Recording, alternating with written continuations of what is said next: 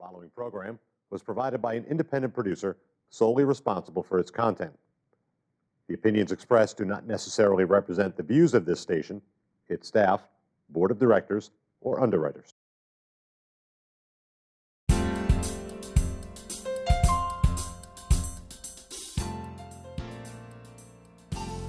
Get ready to do a double take. That's right, we're revisiting a gorgeous spring garden, and this year it's in full bloom. Every landscaped corner is preened to perfection with a color palette that rivals a Monet painting. Our guest gardener guides us through, explaining the pitfalls of creating a peaceful setting despite the fact that his back garden abuts a very busy and noisy highway. And as you will see, there's even a touch of humor. A tiny guest cottage created especially to spark the imagination of his grandchildren. So sit back, relax, and enjoy the view. Compliments of Mother Nature with plenty of help from one avid gardener. Hello, my name is Linda Temperino. Welcome to another episode of Beyond the Garden Gate. We're revisiting this beautiful garden of Jack Murray off of Parnell Road in Nashua. We visited you last summer, Jack, and your garden was beautiful in the summer, but you said, oh, come back in the spring. And so here we are. Thanks again. Well, I'm glad we had a chance to repeat the performance. Yeah. And what a difference from season to season. It's amazing how much you've got growing here that we didn't see last summer. Well, it's been planned that way. The majority of my blossoms occur from the first week in May through about the beginning of June. Mm-hmm. And then it's over for the summer. But this spring has been very unpredictable. Oh, it has been, yeah. And we did have a terrible, cold, windy winter. Mm-hmm, we certainly did. Which has taken its toll on some of the plants here. Mm-hmm. See, the phlox has almost gone by, and you've got a lot of dead winter here, and your azaleas and rhododendrons. That's going to take a little clipping. A little clipping, a little trimming. Yeah. But that's what it takes, a little tender, loving care to keep things the way you'd like them to be. But the azaleas are beautiful. I love this color. It's so unusual. You don't see it too often. That burgundy red. And I love the way you have the reds popped throughout the garden. Yeah, it's very, very nice. A little bit of white, a little red. Mm-hmm. It's almost like having a paintbrush. It's like a Monet painting. Monet painting, yeah. Certainly is. So, and very patriotic, red, white, and blue. Red, white, and blue, of course. Yeah, absolutely. So, well, shall we start off to the side of the yard and go to the back and see what's in bloom? Sure. Okay. Yeah. There's a lot more to see. Well, we're moving about the garden and we've come across this beautiful specimen. What is this, Jack? It's gorgeous. This is a Japanese willow. And this time of the year, it is at its peak in terms of color. It's got that pale pastel, little bit of pink. A little pink. Some might call it a little peachy color, but this will last about another week, and then it'll turn into the variegated green and white. The variegation is gorgeous. Yeah. And the dogwood over here, I'm amazed how tiny the buds are this year. Yeah, I think the cold winter had something to do with that. This is a Kusa dogwood. It's a Kusa. It's going to get quite big though, about 30 feet. Yeah, they get pretty tall. Yeah. And they spread their wings out wide, but it's in a good spot and will provide some decent shade in the lower part of the garden here. Yeah, for the ivy. The sun actually moves around us, and this part of the garden, without these trees providing the shade, would truly get burned out. You know, the lawn would burn out, all because of the amount of time the sun is shining in this particular So this is area. facing north? It's facing, it'll set out in the west. North is probably a little Oh, more okay. here, and the sun will move around and So then it does set like out. Yeah, a lot of a sun. lot of sun on this side of the property. Yeah, very beautiful. And nice little pond you have in your, in your rock here. Oh, we had that little rain yesterday. And that's the tail end of the residual rain. Do you think the rain will ever really stop? Well, only God knows. No, you're absolutely right. So, okay, well, let's take a few more steps back Sure, and see what yeah. lies ahead. Very good. Okay, look what we've come across. Snow White's little castle, little cabin. Snow White's little cabin. And the 7 little and the dwarfs. 7 little dwarfs. It's adorable. This is for the children. When the Really? grandkids come, I thought and maybe you did it for you. You could come out here and have cocktails have with them. cocktails with them, yeah. So that's very, very adorable. How didn't you take this all in the wintertime? I do, yeah. Now, what is the little cottage made out of? Is it stucco? It's or- some type of heavier mache, Paper mache, yeah. type of product. But it's It withstands the rain, but not the snow. not the heavy snow. No, no. It's So- very adorable. We take it in and then we give the dwarfs a scrubbing down. Ah, over give the them a little winter. shower. Yeah. So Because they do pick up some of the pitch. pitch from the tree. And we have another Kusa dogwood over here. We got another Kusa dogwood, So, and behind you is a yellow magnolia, which has just finished blooming. There may be 1 or 2 tiny buds left, but that's about it. It was at its peak about a week and a half ago. yeah. As I said, it gets so cold and then Yeah. it gets so hot. And then the heavy rain Ah. tended to It's absolutely unpredictable. beat down on it. Yeah. And this blue ajuga Ajuga, is beautiful. The Yeah. color is gorgeous. and it does love Very this, vibrant. loves the shade, and I think it blends in nicely with It does. the It's rest of lovely. the colors. Yeah. And I love the trunk on your tree, the way it's starting to grow around each other. Yeah. Yeah. So, okay, well, let's take a few more steps. Well, just every few steps, there's just more vibrant color than you can possibly imagine. I love the way you just staggered the colors, and it's just, you repeated the colors, but it's here and there and there, and it's just lovely, just lovely. But this is I've never seen an azalea quite that bright pink. It's very unusual. And it looks beautiful with the ajuga. So, It does.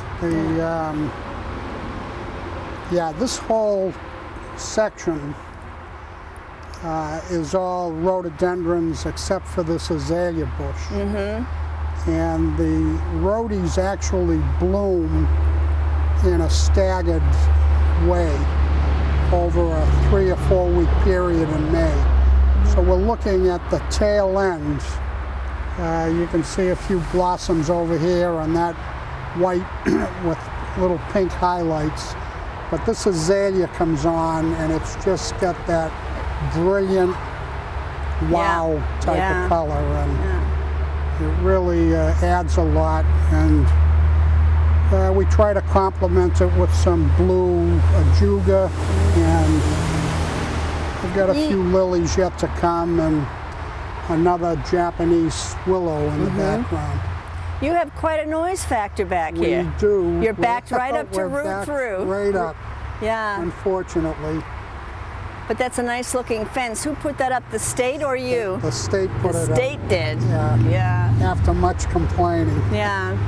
But I like the way you did the trees between your fence, and that helps Yeah, they deter serve the as sound. a little bit of a sound buffer, and provides a little bit of coverage so you're not looking at that right at the fence. stack fence. Yeah. You know, wisteria would look nice up on that fence. It would, yeah. It grows anywhere. Well, let's move on and see some of the rest. Okay, I'm right behind you. This is a pretty little spot. Now, this is one of my favorite flowers of spring, the iris. The iris and the peonies. Yeah. They usually bloom at the same time, but not this year. Yeah, the irises are slightly ahead in terms of the bloom now the cycle. ones on the side in full sun, they're not anywhere near as ahead as this one. Yeah. So that's a beauty. it is a beauty, and I love the way you planted it next to this purple gem. Purple gem. Is it rhododendron? Rhododendron? Yeah, it is a yeah. rhodi. Yeah, it's lovely, and it almost looks like it's growing out of the stone. Yeah. It's lovely. So little artemisia. Artemisia and a little hosta behind it. And of course, the lilac, our state flower. Yeah, we've got a couple of buds up there. The white ones, lilacs. yeah. Very, very nice. But they do like the lime and the potassium, so.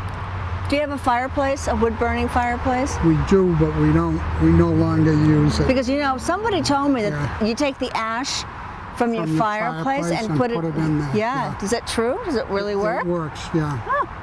Well, we went to a gas fireplace this year, so that's what most people are doing. Oh yeah, oh absolutely. No more cutting of firewood. And I would like to walk back over here on the other side. Well, this looks like a very, very happy Japanese. Is it a lace? And a lace dwarf. Oh. A dwarf Japanese lace maple. But it makes me very sad. I lost mine over the winter. Oh. I know. It did have a little damage from the October storm, and it's got through 2 winters, but this year it was so cold it dropped us down into a different zone and it killed it. And I'm not going to buy a little stick. I have to buy something not this big. Yeah. How long has this been in the ground? Oh, this is a good 10-year. Oh yeah. 10-year project. And it won't get any bigger than this, will it? Not much. Not if much. It does. Just keep it pruned? Yeah, we prune it, and it gets all this shade from the big oak. And that is some big oak. And then I've tried to blend some other things in so we get a combination and variety of color. This Patriot hosta is actually interesting in that the white edges on the leaf actually show up more brilliantly at the end of the day. In the evening? So in the evening, you can look out and the white edges almost shine. They glow. They glow in the dark. And Morajuga, a couple of different varieties of Brunella, and then a little red azalea to give us some additional color in here. I've never seen a Brunella with that leaf. Yeah, it's another variety, and it loves the shade, and I think where we've got it positioned so far so good. I think it's a happy plant. Yeah, very nice. Do you have any Jack in the Pulpits back here? No. No.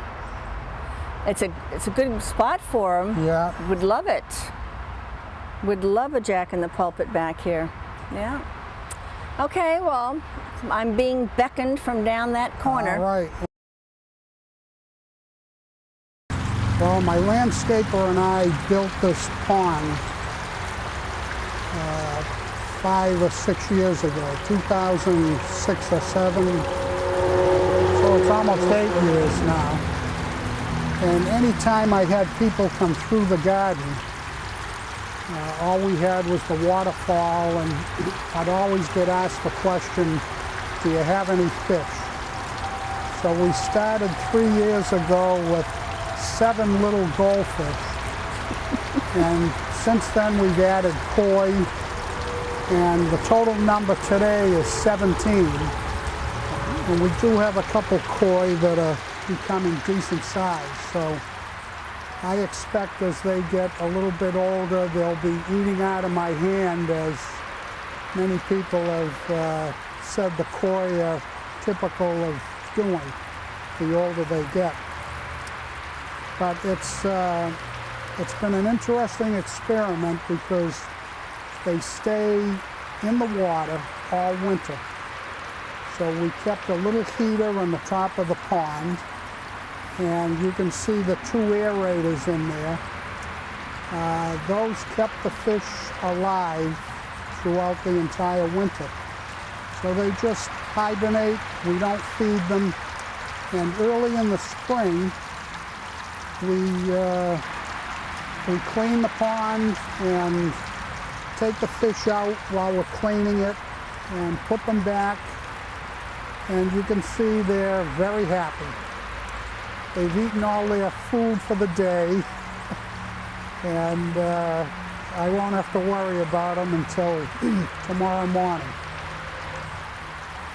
Well, gee, Jack, it's nice to see that your pretty little lady made it through the winter. I mean, it's still split, but boy, it's putting out a little bit of new growth, even Yes. on the damaged limb. Yeah. Yeah.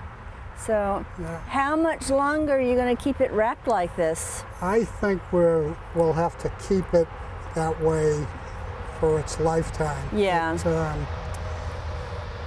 You know, a couple of those snowstorms where the snow was that heavy Wet. Yeah. stuff did Pulls- put a strain on Yeah. some of the upper limbs, but we would be out checking on it every time I'll and bet you are. make sure You're not that, out here with a flashlight at 4 o'clock in the morning, no, are not you? that bad, but No.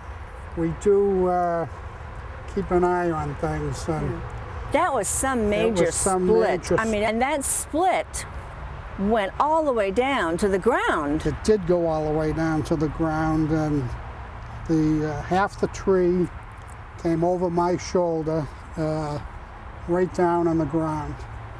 So we carefully pulled it back up. I smeared the inside with Vaseline to keep the ants away. And here we are. It's survived, and now it's survived another winter. And boy, if it survived up. this past winter, it's a hardy specimen. Yeah. It'll make it. I'm sure. Keep our fingers crossed. Yes, yeah. But we do check on it, as doctors do.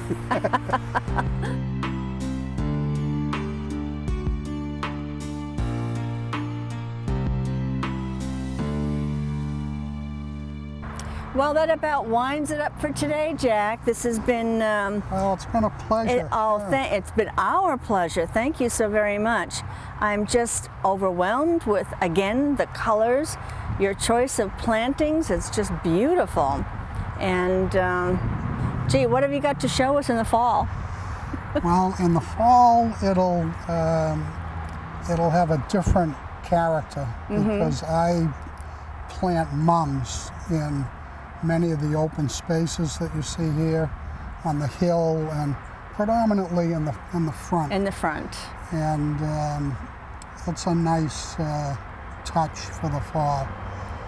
Throw some pumpkins in there too. We have pumpkins and yeah. scarecrows and Neat. the usual fall theme. So Well, maybe we'll come back and see again. See part of it then. Yeah. Okay. Here are a few more of the many beautiful plants and flowers in the garden.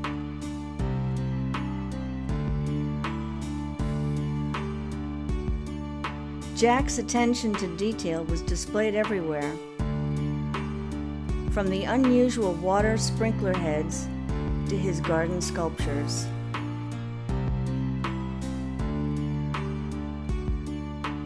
Even an inchworm was willing to pose for a close-up. Thanks Very again. good. All right, my pleasure. Have a wonderful summer. You too. Thank you.